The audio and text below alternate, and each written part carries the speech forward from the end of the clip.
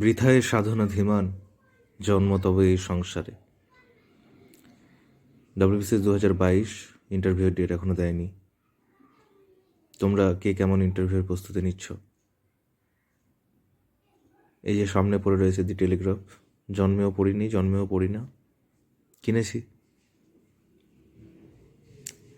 আঙ্গিকগুলো বুঝতে, কিভাবে কি বলতে হবে, কিভাবে কি করতে হবে। এখন বিষয় হলো ভাষা। ইন্টারভিউ যে নেওয়া হবে সেখানকার যে ভাষা, সেটা নিয়ে আমার যাবতীয় বক্তব্য এখন প্রথম 5 মিনিট হতে চলেছে।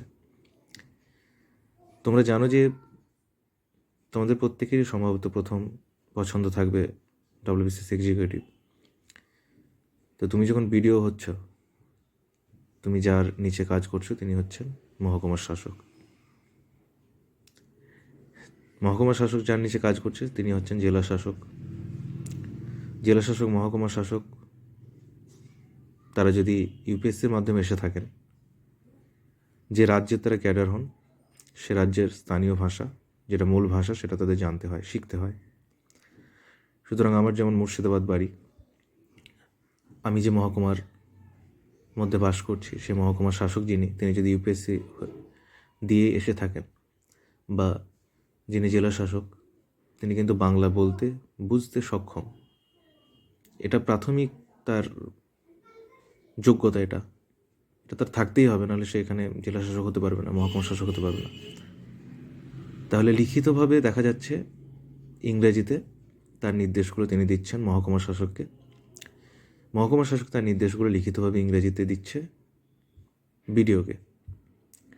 কিন্তু আমি যখন তার সঙ্গে কথা বলছি, কথা হচ্ছে বাংলাতে। আমাদের মাননীয় মুখ্যমন্ত্রী, বা যিনি পরবর্তীতে মুখ্যমন্ত্রী হয়ে আসবেন, তিনি বাঙালি, তিনি বাংলায় কথা বলবেন। তাহলে ইংরেজিতে যে আমি কথা বলবো, সেটার দরকারটা কী এবং গুরুত্বটা কী? আমরা যারা BCS 2022 ইন্টারভিউ ডাক পেয়েছে, তাদের একটা সিংহভাগই তারা কিন্তু আমরা বাংলা মাধ্যম থেকে বেরিয়ে এসেছি। আমরা জন্মেও আমাদের চারপাশে পরিবেশ পাইনি যেখানে আমরা ইংরেজির চর্চাটা চালিয়ে যাব। আর দরকারও নেই, আমি কেন চালিয়ে যাব? দরকার না থাকলে আমি কেন চালিয়ে যাব? ইটালি সম্ভবত, না জার্মানি, কোনো একটা দেশ দেখলাম সম্প্রতি খবরে, যে তারা কিন্তু ইংরেজির ব্যবহারকে বন্ধ করে দিয়েছে তাদের সরকারি কাজে।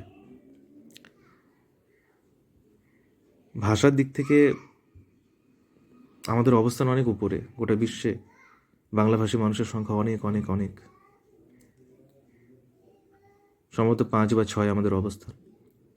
ভাষার জন্য ওপার বাংলায় ভাষা দিবস হয়েছে, ভাষা আন্দোলন হয়েছে, মানুষ মারা গেছে এত। তাহলে আমি যখন ইন্টারভিউ দিতে যাচ্ছি, তখন আমার সামনে যারা বসে আছেন তারা সবাই বাঙালি, যারা ইন্টারভিউ নিচ্ছেন তারা সবাই বাঙালি।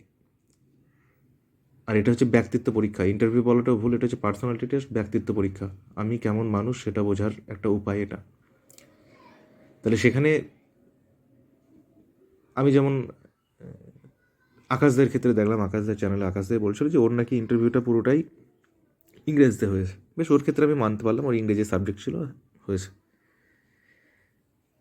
আমাকে যদি করা হয় ইংরেজিতে সমস্ত প্রশ্ন, সম্পূর্ণ ইন্টারভিউটা যেটা 30 মিনিট 40 মিনিটের হবে, তাহলে আমি আমার 10% ব্যক্তিত্ব তার সামনে প্রদর্শন করতে পারবো না, আমার চিন্তাভাবনা তার সামনে ফুটিয়ে তুলতে পারবো না। তাহলে এটা তো এক ধরনের অবিচার। একটা ইন্টারভিউ চলছে, ঠিক আছে, তার মধ্যে কিছুটা অংশ হলো কিছু তথ্য জানার ক্ষেত্রে, দেখা গেল তথ্য যদি জানানোর থাকে সেখানে আমি ইংরেজিতে আমি বলতে পারছি সহজেই, কিন্তু তথ্য আমার কাছে মজুদ। কিন্তু আমি যখন নিজেকে ব্যক্ত করতে চাই, আমি আমার ছাপটা রাখতে চাই তাদের মাঝে, আমি কেমন মানুষ, সেটার জন্য অবশ্যই আমাকে মাতৃভাষার সুযোগ দিতে হবে। এখন এখানে দুটো তত্ত্ব থাকে। একটা হচ্ছে, তখন যারা ইংরেজিতে তারা জিজ্ঞেস করছেন, তখন আমি যদি ইংরেজিতেই উত্তর দিই, ভালো।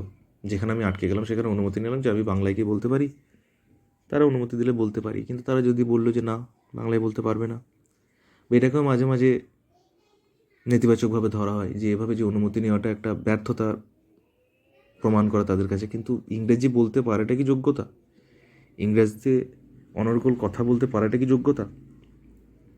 এই যোগ্যতা দিয়ে কি আমি আমি সিভিল সার্ভেন্ট হব কি না, আমি ডাব্লিউবিসিএস অফিসার হব কি না, সেটা কি নিয়ন্ত্রিত হবে, নির্ধারিত হবে? এটা আমার প্রশ্ন। এবার ইংরেজির ক্ষেত্রে আমরা লিখছি ঠিক আছে, আমাদের ভাষা কিভাবে শিখি আমরা? ভাষা আমরা ছোট থেকে যেভাবে শিখি সেটা হচ্ছে মূলত শুনে শুনে আমরা শিখি। আমরা কিন্তু কেউ বাংলা ব্যাকরণ নিয়ে জন্মাই না হাতে নিয়ে। আওয়াজ আসছে থেকে। আমরা কিন্তু বাংলা ব্যাকরণ হাতে নিয়ে জন্মাই না কেউ, আমরা কিন্তু শুনে শুনে শিখি। এবং আমাদের চারপাশে মানুষগুলো যে সমস্ত শব্দ ব্যবহার করছেন সেগুলো আমরা কিন্তু মস্তিষ্কে সংরক্ষণ করে রাখি। তারপর আমরা গল্প পড়ি, উপন্যাস পড়ি, পাঠ্যপুস্তক পড়ি, সব পড়ে পড়ে সেখান থেকে আমাদের শব্দ এক একটা করে আমাদের মাথার মধ্যে ঢুকতে থাকে এবং সেগুলোই আমাদের ব্যবহারিক প্রয়োগ হয়। তুমি যদি বাংলার ক্ষেত্রে দেখো, বা তোমরা যদি বাংলার ক্ষেত্রে দেখো, তোমার শব্দভাণ্ডার কিন্তু সীমিত। তুমি কিন্তু ওই 500টা শব্দ সম্ভবত, তাতেই কিন্তু তোমার সমস্ত কথাবার্তা তুমি চালিয়ে যাচ্ছ। তার বেশি তোমার শব্দের প্রয়োজন নেই, আর বাকি শব্দ তুমি ব্যবহার করতে পারছো না। শব্দের অর্থ জানা এবং সেটা প্রয়োগ করা দুটো ভিন্ন জিনিস। এবং ইংরেজির ক্ষেত্রে তো আমাদের কথা বলার পরিবেশই কখনো ছিল না, আলাপচারিতার কোনো জায়গায় ছিল না। তাহলে সেই ইংরেজির যে চর্চার জায়গাটা, যেটা কথোপকথনের ইংরেজি, সেটা তো আমাদের কোনোদিনই আমাদের সেটা উন্নত মানের ছিল না, হবেও না, এবং করার প্রয়োজন আমি বোধ করি না। এটা আমার বক্তব্য। এবার দেখা যায় ইন্টারভিউ যখন নিচ্ছেন স্যাররা, তখন হয়তো তাদের, আমি জানি না তাদের অবস্থানটা কি, তাদের হয়তো এমনও হতে পারে যে এই ছেলেটা মুর্শিদাবাদ থেকে এসছে, একটা গ্রাম থেকে এসছে, এ বাংলা মাধ্যম থেকে উঠে এসছে, ঠিক পরীক্ষা দিল ঘষা মাজা করে, এখানে এখানে স্কোর করে সে এসছে, ঠিক আছে। এ ইংরেজিতে কিন্তু অনর্গল কথা বলতে পারবে না, বা ইংরেজিতে সমস্ত কিছুর উত্তর দিতে পারবে না। আমি যে কোনো ইন্টারভিউ যখন দেখি, ডাব্লিউবিসিএসের মক ইন্টারভিউগুলো, যেন মনে হয় সেখানে মূলত ইংরেজিটাই হচ্ছে মুখ্য বিষয়, আর কোনো কিছু মুখ্য বিষয় নয়, আনুষঙ্গিক কোনো কিছু মুখ্য বিষয়। মানে যে ইংরেজিতে অনর্গল কথা বলে উত্তর দিতে পারবে না, সে আসলে যোগ্য নয়। এরকম মানে যেগুলো নামজাদা আমি দেখেছি, যেগুলো ইন্টারভিউ, যারা মক ইন্টারভিউ নেন তাদের ক্ষেত্রে, যেন ইংরেজিটাই মুখ্য। আমি তো বাংলাতে মানে পুরোপুরি মানে বাংলাতে আমি কোনো ইন্টারভিউ আমি দেখেছি বলে আমার মনে হয় না। তাহলে ইংরেজিটাই কি এখানে যোগ্যতার মাপকাঠি? এটা আমার প্রশ্ন। এবার তাদের ক্ষেত্রে হয়তো এমন হতে পারে যে এ এসছে একটা গ্রাম থেকে উঠে এসছে, বাংলা মাধ্যমের একজন ছেলে, এ অনর্গল ইংরেজিতে উত্তর দিতে পারবে না, কথা বলতে পারবে না। সুতরাং একে এটা হতে পারে তাদের উদ্দেশ্য, যে একে একটু প্রতিকূল পরিবেশে ফেলে দিই। ইংরেজিটা তো আর শক্তি নয়, তাহলে প্রতিকূল পরিবেশে ওকে ফেলে দিয়ে দেখি যে ও কেমন আচরণ করছে। এটাও তাদের উদ্দেশ্য হতে পারে। এই বিষয়ে তোমাদের মতামতগুলো জানাবে। আর ইন্টারভিউ মূলত যেহেতু একটা ব্যক্তিত্ব পরীক্ষা, পার্সোনালিটি টেস্ট, সুতরাং এখানে সব কিছু কোনো কিছুই নির্মিত হবে না। অনেকে দেখছি বিভিন্ন জায়গা থেকে নানান প্রশ্ন নিচ্ছে, প্রশ্নের উত্তর নিজেরা প্রস্তুত করছে, ঠিক আছে, এটা সবাইকে করতে হবে, কেন কী প্রশ্ন করবে কেউ জানে না। কিন্তু ইন্টারভিউ দিতে গিয়ে যে কোন পথে ইন্টারভিউ গতিটা হবে সেটা আমরা কেউই জানি না। সেখানে নিজস্বতার একটা ছাপ থাকতে পারে। আমার মতে নিজস্বতার ছাপ থাকতে গেলে সেখানে কিন্তু আমাকে মাতৃভাষায় সুযোগ দিতে হবে, এটাই। আর আমার নিজের ক্ষেত্রে যদি বলি, আমি ইন্টারভিউয়ের ক্ষেত্রে ওভাবেই কিছু কিছু যে সমস্ত আমার বিষয়গুলো রয়েছে, যেগুলো বেসিক, যেগুলো সবাইকে পড়ে যেতে হবে, পলিটি, ইকোনমিক্স, নিজের অপশনাল সাবজেক্ট, নিজের অনার্সের সাবজেক্ট, এগুলোই দেখে যেতে হবে ঠিকঠাক করে। আর কিছু সহবত রয়েছে ইন্টারভিউয়ের, সেই জিনিসগুলো সব অনুসরণ করে চলতে হবে, এটাই। এর বেশি কি ইন্টারভিউয়ের প্রস্তুতি নেবো আমি কিছু বুঝতে পারছি না। আর মক ইন্টারভিউ বা ওই মহড়া জাতীয় কোনো কিছুর মানে আমি কোনোদিনই পক্ষে ছিলাম না। এমনি যেমন ডাব্লিউবিসিএস মেন্স পরীক্ষা অনেকে, তো মক ইন্টারভিউর কোনোদিনই পক্ষে ছিলাম না, বা মক পরীক্ষারই আমি কোনোদিন পক্ষে নয়। যদি দেখা যাচ্ছে যে একটা পরীক্ষা, যেমন সেন্ট্রালের পরীক্ষাগুলোর ক্ষেত্রে দেখা যাচ্ছে CBT 1, CBT 2, এনটিপিসির ক্ষেত্রে যদি বলি, ওগুলো মক দেওয়াই যায় এবং অবশ্যই দিতে হবে। কিন্তু বিসিএসের মতন পরীক্ষায়, যেখানে এত নম্বরের পরীক্ষা, এত লিখিত পরীক্ষা, সেখানে বাংলা ইংরেজি যারা মক দিচ্ছে তাদের অবশ্যই 19, বা অপশনালে যারা মক দিচ্ছে, আমার মনে হয়, আমার নিজের ক্ষেত্রে এটা ব্যক্তিগত অবস্থান, যে ওই মক দেওয়ার ক্ষেত্রে এত আওয়াজ দিনের বেলায় ভিডিও করা উচিত নয়। তো মক ইন্টারভিউয়ের বা মক পরীক্ষার ক্ষেত্রে কি হয়, আমার নিজের ক্ষেত্রে মনে হয় শক্তি ব্যয় ছাড়া কিছু নয়। আমি ওখানে শক্তি ব্যয় করে তখন ফাইনাল যে পরীক্ষাটা দিয়েছে সেখানে কিন্তু আমি আমার সর্বোচ্চটা দিতে পারবো না। আরও একটা বড় ব্যাপার হচ্ছে মক পরীক্ষার ক্ষেত্রে মেন্সে দেখা যাচ্ছে আমি মেন্স পরীক্ষার সময় যে প্রস্তুত হয়ে যাচ্ছি আমি, তার আমি 1 মাস আগে যদি মকটা দিই তখন আমার কোনো অবস্থাতেই প্রস্তুতি থাকে না।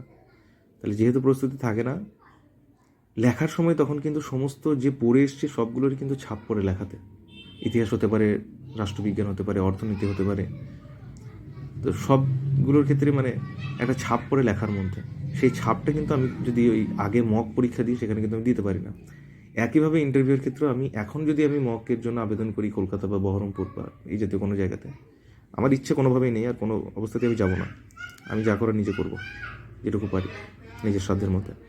তো সেখানে গেলে কী হবে, এখন আমি কিন্তু আমার সর্বোচ্চ দিতে পারবো না, কারণ এখন আমি একদমই আমার মানে আত্মবিশ্বাস একদম তলানিতে। কেন আমি এখন পলিটি আমার কিচ্ছু পড়া নেই, আমার অপশনাল ইতিহাস আমার কিচ্ছু পড়া নেই, আমার নিজের সাবজেক্ট ফিজিক্স কিচ্ছু পড়া নেই, যে মূল যে সহবতগুলো আছে ইন্টারভিউ সেগুলো আমার কিচ্ছু পড়া নেই। আমাকে তো এই 20-25 দিন সময় পেলে সেটা আমি ধীরে ধীরে বসতে হবে, এবং দেখা যাচ্ছে আমি ফাইনালি যখন আমি ইন্টারভিউটা দিতে যাচ্ছি 20-25 দিন বা 1 মাস পরে, তখন আমি সেই সমস্ত প্রস্তুতির সহ আমি সেখানে যাচ্ছি, এবং তখন সেখানে আমি নিজেকে উজাড় করে দিতে পারবো। এখন আমি যদি মক ইন্টারভিউ যাই আমি কিন্তু নিজে আরও আমার আত্মবিশ্বাস আরও তলানিতে চলে যাবে, কেন আমি আমার 100% সেখানে দিতে পারছি না, এবং তারা সে আমার আমি যদি সেখানে 30% দিই 40%, তার ভিত্তিতে তারা আমার দুর্বলতা বিচার করবে। তো এই হলো ব্যাপার।